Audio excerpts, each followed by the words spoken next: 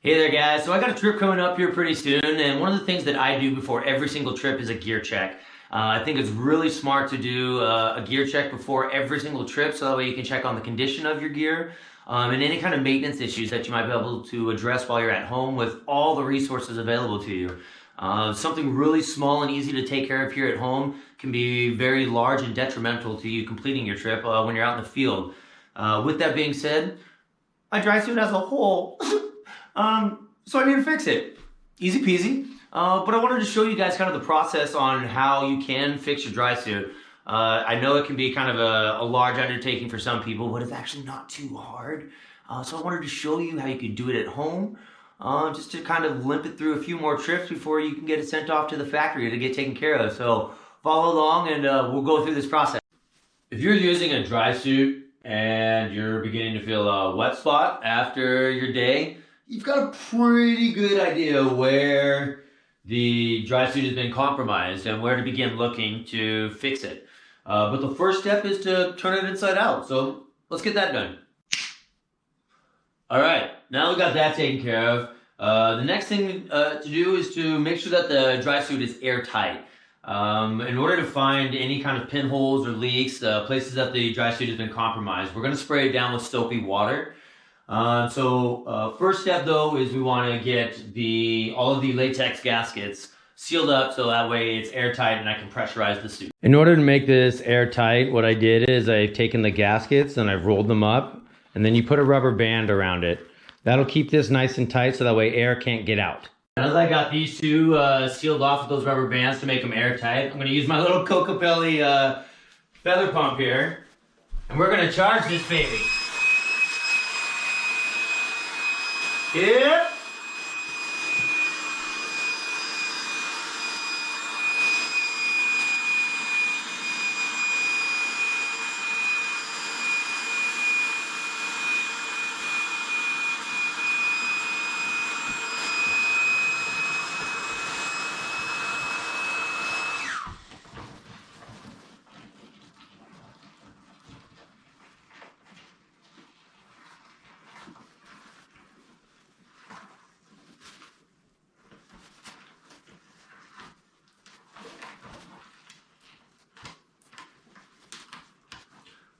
Bam!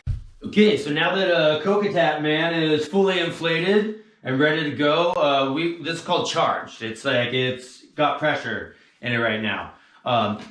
This is just soapy water. Literally any soapy water, any kind of dish soap that you use, and just plain old water. That's it. So what you do is you spray it down. You just start spraying it down. I know that it was leaking around this area, so that's where I want to put most of my bubbles. And then I'm going to press on this. Oh, look at that. We got the money right there. Boom. All right, so because the air is leaking out of the suit, with that soapy water, it creates a little foam, and those foam spots are telling me exactly where that air is coming out. So now I know where I need to fix it. Okay, so I've let all the air out of the dry suit now, just so it's going to be easier for me to mark with this pen.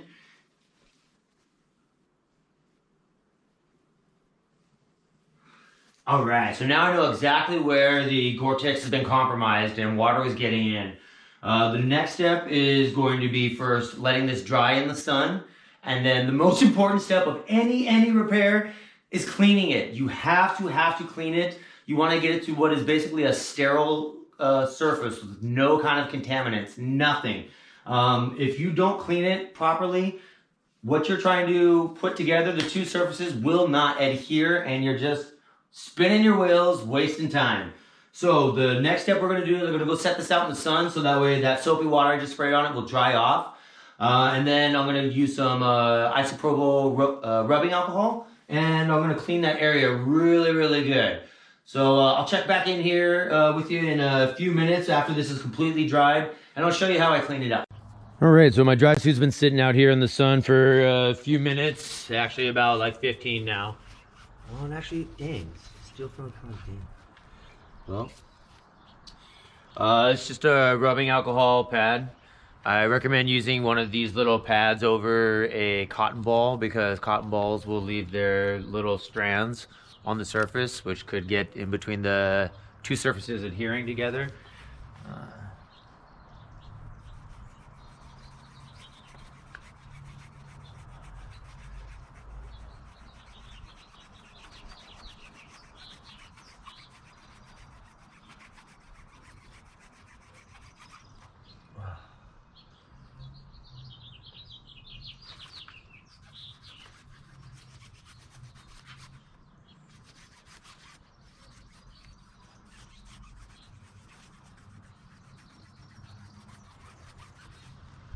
Okay, so it seems like the area is still a little wet from where I sprayed it down, so I'm just going to leave it sitting out here in the sun a little longer. I did wipe it down with the rubbing alcohol just to make sure that it's a completely clean and sterile surface. So I'm just going to let it dry a little bit longer, and then I'll get to repairing it. We're back inside now. The dry suit is dried sufficiently enough in the area that I'm going to do the repairs. But before we get onto that, I wanted to talk a little bit about the materials that I'm going to use to repair this. There are many, many different kinds of things that you can use out in the field to make a repair. All of them some kind of a tape, duct tape, Tyvek, athletic, or tear aid. All of them will make a repair. All of them will get you to the end of your trip. They're all good. Thinking past that trip and then making an actual good repair, all of those other Tyvek tape, duct tape, athletic tape, they all leave a residue on the surface where they were adhered to, which makes it so much harder and more time intensive to clean it. And then you could actually end up doing more damage to the area in your cleaning process. So the material that I always suggest for boats and for dry suits is actually called tear aid. Tear aid is amazing stuff. There's two different kinds of tear aid. There's a type A and type B. Type B is for vinyl, like a pack raft material or a plastic base, something like that, even a urethane. It will adhere to that. And what is awesome about the tear aid is that when it is removed, it doesn't leave such a big sticky mess for you to clean up. It's much easier to clean up, so it does less damage when you're trying to actually do an effective repair once you get back from your trip. The other type of tear aid is type A, and that's used for things like tents, canvases, umbrellas, or a dry suit. What I like about tear aid and why I think tear aid is superior to all of these other tapes is that tear aid is able to stretch, whereas the other tapes aren't. They're hard, they're a static, solid surface. Tear aid will stretch with you, like as you move, it will stretch with the fabric, but still stay completely adhered to it. So that way you won't lose any water or air tightness to it. With other fabrics like duct tape, athletic, Tyvek tape, where it is where it is. As soon as those two surfaces try to move and bend as every fabric that you're going to deal with that's close to your body does, it's going to move because that fabric, that tape, isn't meant to move. It's not a flexible surface, whereas tear aid is. So tear aid will stay adhered to the surface as you move around because it's flexible. It will also clean up way, way better, whereas duct tape, Tyvek, or athletic tape won't move with you. So as you move, they're more likely to break that bond and the adhesion will come off, which will make your repair not last as long. So I always recommend using tear aid, whether it's type A or type B. Both of them are awesome. If you're ever confused or you forget which one, it does say on the box as well as actually on the backing of each type of tear aid what is preferred use and application is. So highly recommend tear aid. I just wanted to do a little bit about the materials that we use to repair them because that's super important. Thinking about getting you down the river or to the end of your trail, as well as now it's time to fix it. Now it's time to fix it. So sorry that it took probably way longer than anticipated, but that's actually kind of brief on just materials. So now, we're moving forward. We're gonna get to this repair and we're gonna get this done. So, right about here, area. So it looks like, well, I should probably do that. The width is gonna suffice. Sweet. You want to make sure you also have sufficient coverage on either side of it, on all sides. The patch that I cut out, I want you to notice that I rounded all of the corners. That is key to making sure that this patch stays in place. If there's a corner, it will be the first place that it will begin to peel up. A corner is always the weakest part of a patch, so just make sure that you round your corners when you do your patch.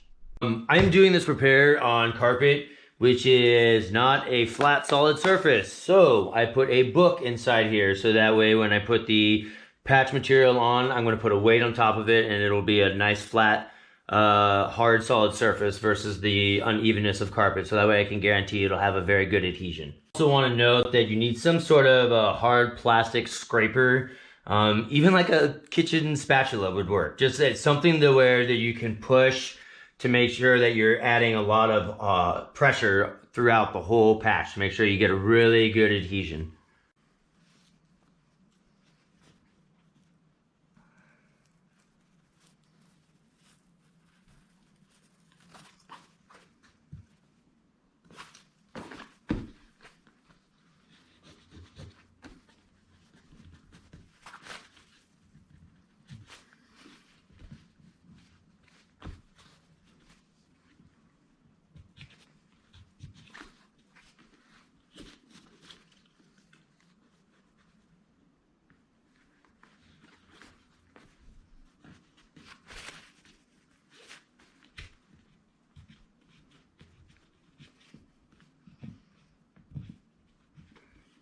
Make sure you're paying special attention to the edges. Start from the center and then you're gonna pull out to the edge. The edge is where it's gonna very first come up and be the very first place that it'll get compromised. So you wanna make sure that you got a really good solid bond right there. All right, that look pretty. Love it. All right. Now I got my good friend Marv the Madrone Monkey. Just gonna set that on right there. And I'm just gonna leave it. With the type A terrate, it actually gets 90% of its adhesion on contact and then it'll cure within an hour. Type B is a 50% adhesion on contact and then the other 50% in a 24-hour period. So very big thing to note. So I'm just gonna go ahead and leave this here for a bit. And then I'll come back in an hour and check on it. All right, it's been an hour.